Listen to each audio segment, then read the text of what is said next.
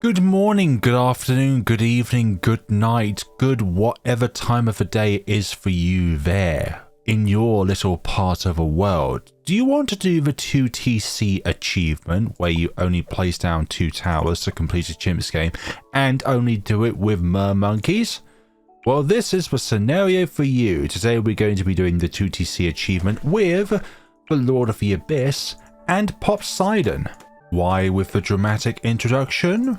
Well, it's not really that dramatic, to be honest. And let's place down the other Mermonkey. If you haven't kept up to date with recent changes to certain towers in the game since the release of the Mermonkey back in Update 44, well, in Update 49, the Riptide Champion upgrade to the Mermonkey has been given a damage type change from energy, where it can't pop purple balloons or lead balloons, to frigid, which in a 2TC scenario is better because you can pop lead balloons before round 28, which is kind of important to do really, but worse off in a 2 megapop sense because now you can't pop white balloons, and there's only so many ways in which you can actually enable a tower to have white popping if by default it cannot pop white balloons, but there should be a damage type where you can guarantee to pop yellow balloons. That'll be very good for me if you know me or anything about me and my love for dying to yellow balloons. Not really. Anyways, round 14, a whole bunch of yellow balloons on this round. We have ourselves a 021 and a 201 Mermonkey so far. I would like to get Abyss Dweller, but then we wouldn't be able to afford Riptide Champion for round 28. We need you for purple and white popping, and we need you for, well, MOAB popping and lead popping. Although you're nothing to scoff at when it comes to for MOAB popping. You're actually quite good. Yeah, sadly, I do not think that the final harmonic can do a 2TC with one of the other Mermonkeys. You probably get to round 95, or probably not even that. Round 62 might be your final hurdle, really, because you can't get past everything on that round. Right, pink balloons. This could actually get the better of a...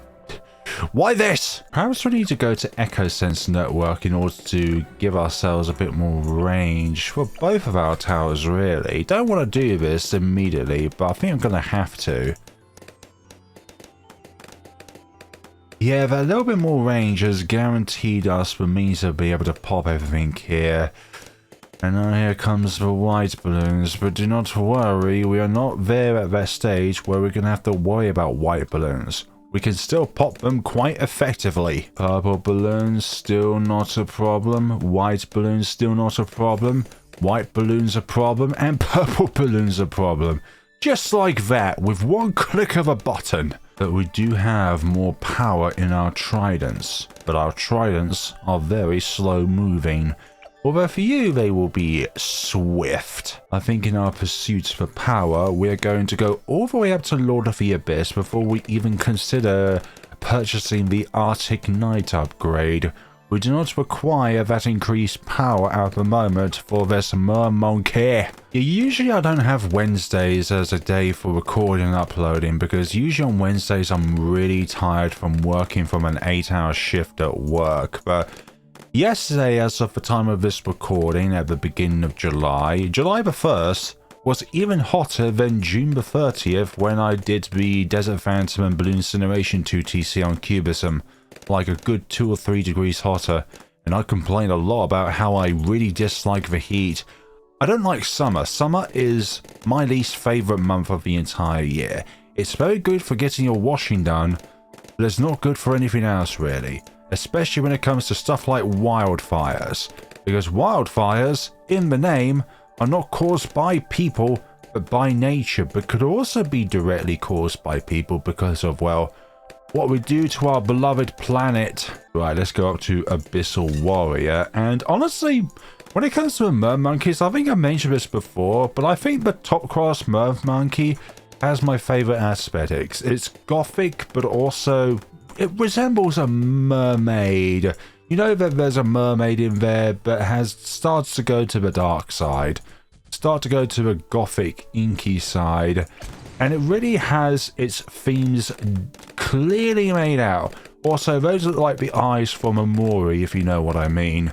Just a set of eyes peering from the shadows. As long as we get the Popseidon by round 90, I think this run is secured in the bag. Because on round 95, obviously, our Lord of the Abyss is the only means in which can pop the purple balloons.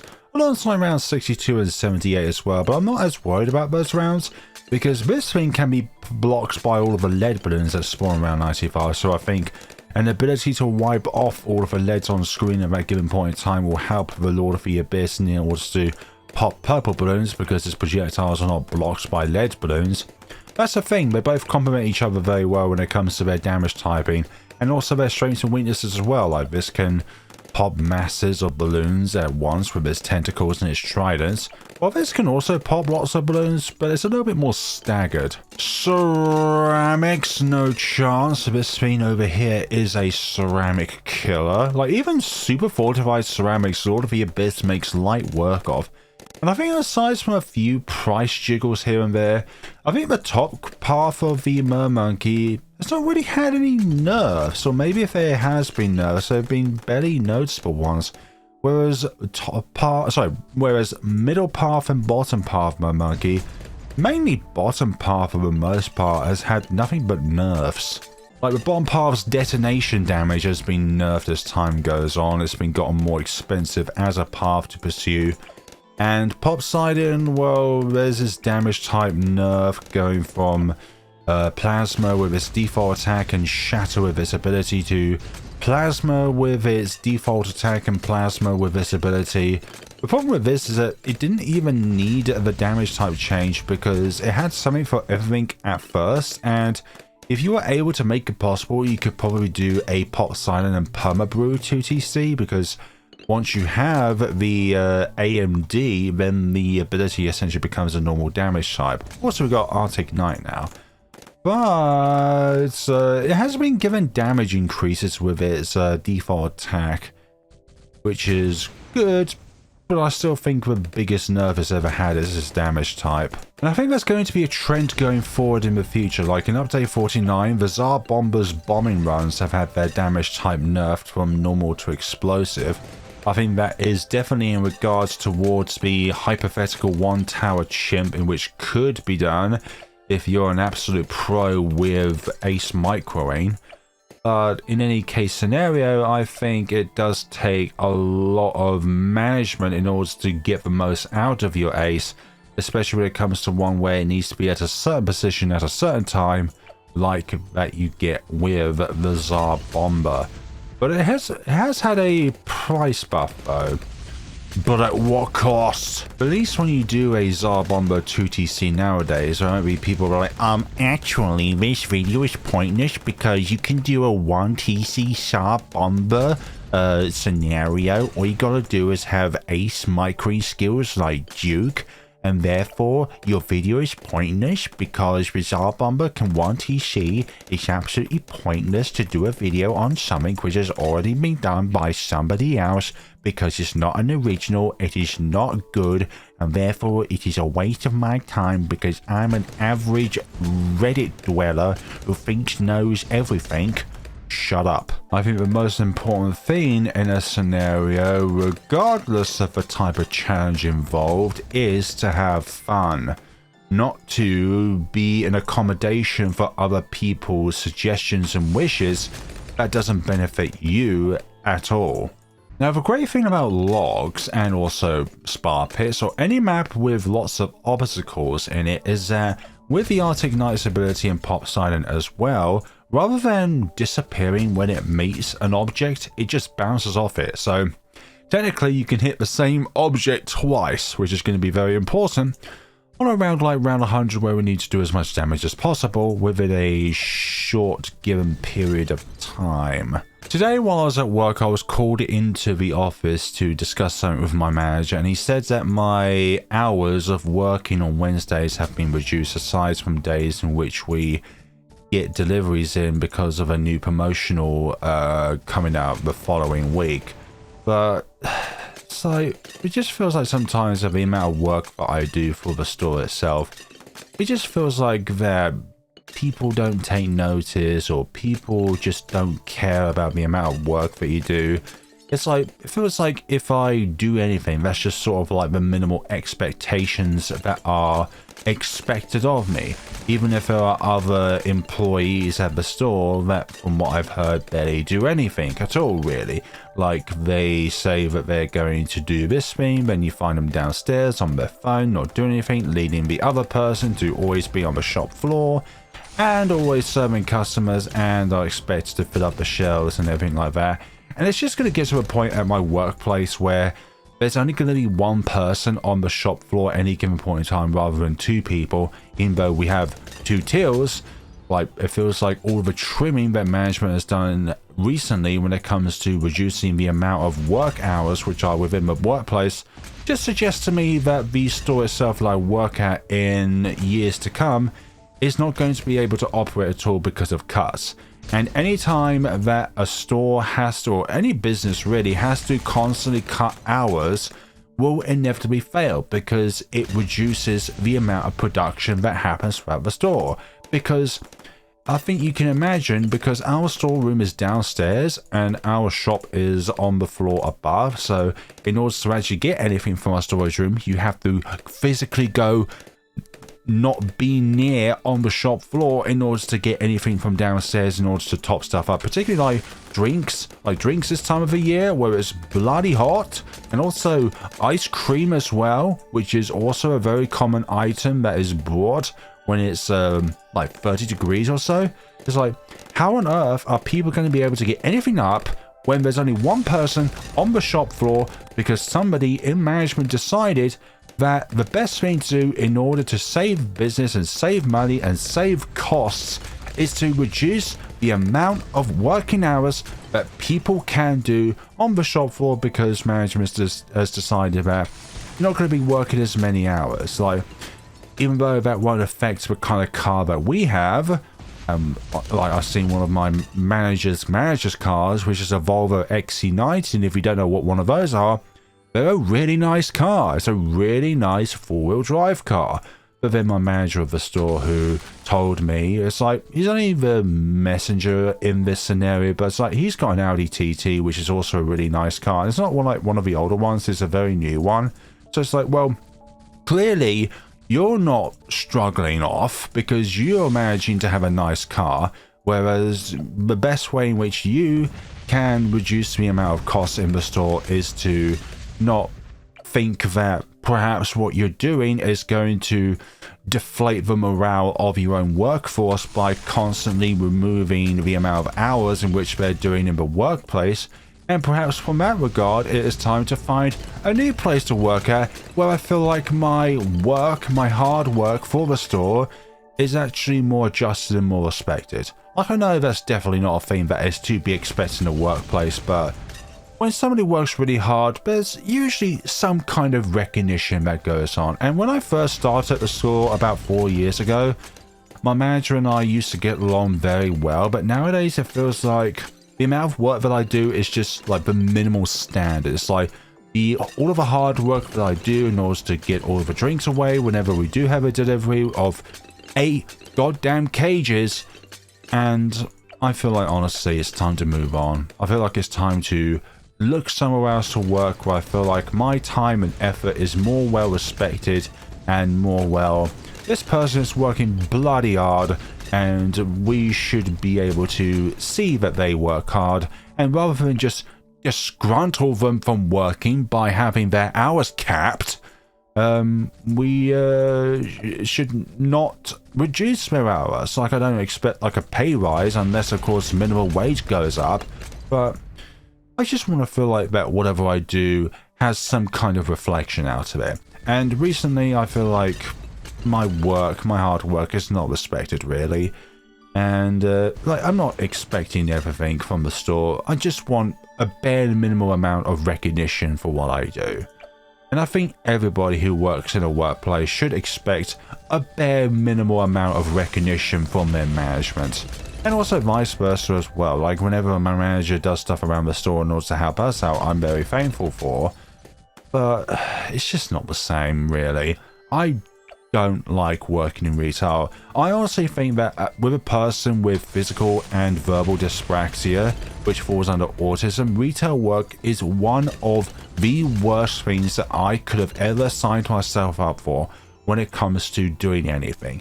There is far too much people-related annoyances that goes on. I feel like whatever I do, I have to always play on the side that I need to not be able to have any kind of negative conflicts at all with a customer, even if they do something that is heinous, like shoplifting or being verbally abusive. It's almost like we have to just sit there and take it all, because any kind of backlash towards them is going to cause our reputation to drop or anything like that. It's like, ultimately, at the end of the day, businesses do not care about how their employees feel, because all they care about is the amount of work that you put into it. Your mental feelings are not considered, because ultimately money is the most important thing for a business, not people, even though people make the money flow. Anyway, sorry about one of my rants or anything like that, but I feel like this is one of the only places that could actually do so without people thinking I'm just overly negative and all that. But sometimes in my life, I just need to let it out. You can't have a bottle of water just completely overfill. You need to seep some of that water out. And in this case, water in this case is stress that's going on throughout my life. I really hate retail work, especially the people side of it. I don't like dealing with people-related problems. I think that everybody is individualistic and individualistically difficult, because we're all different. Shattering round 96er with a Popseidon ability to help clear things up. We should be able to just deal with this with just our default attacks. This has got over 250,000 pops, and obviously Popseidon has more because of what it's doing. It is our MOAB killer, but never ever feel like this thing is not helping at all, because it truly well is. It's helping to clear up what the Popseidon cannot pop at this given stage in time. Like, we could put you on last, we could put you on strong. You'll be able to clear up all of the ceramics that escapes from the MOABs, no problem. And in some cases, we can clear them up ourselves. And what about these fortified deities? That's fine, because the Popseidon's default attacks just absolutely shreds them. Okay, round 100 with the Popseidon. Let's bounce you off for war here. And I just remembered that from one of my previous videos that I'll be changing the skins on MOABs from June onwards. So, like, there should be new other skins or something like that. I always like to stick with the fish skins because they've got a thematical appropriateness going on. So they're all... I forgot I had you fixed to there, but hopefully that doesn't affect the outcome too much. You can still pop the damn frames. You can do it. You can absolutely well and truly do it. Come on, go down please, thank you very much. Aim up there, and it is over for the balloons. The last thing that stand, or the last thing that is inflated, are zebras. Thank you all so much for watching. Please let me know what you thought of the video down in the comment sections below. I've heard that people really like when I do go on about an IRL sort of stuff, and I do appreciate that, because it makes us feel like we're more, I don't know, we're closer than a content creator that just talks about the game and like what's going on, as opposed to somebody that does like a hybrid sort of stuff where it's like, you're talking about the game, you're talking about your thought process going into the challenge, but you're also a person at the end of the day, so therefore you talk a bit about yourself as well. And that's what I really like about this, because it feels like we're more, I don't know, it feels like we're more closely related than you possibly think. But thank you all so much for watching, everybody. Let me know what you thought of the video down in the comment sections below, and thank you to everybody that has been using my creator support code whenever a new sort of thing has entered the store. So for example, more recently than not, the Desperado Unlock Pack, or the She-Ra Prestige Pack, or Rogue Legends. Thank you all so much for using my creator support code whenever you're in the store. I'm thoroughly appreciative of each and every single one of you that has used it, and if you've not used it, then perhaps you've used another content creator support code, and that's perfectly fine. I think the best thing you can do is use a creator support code rather than not use one, to be honest. But anyways, that's going to be enough of that. Thank you all so much for watching, and stay safe out there, and don't succumb to a 500% balloon areas, because I did not bother making a video on that scenario because I dislike it when a boss scenario is artificially difficult for no reason.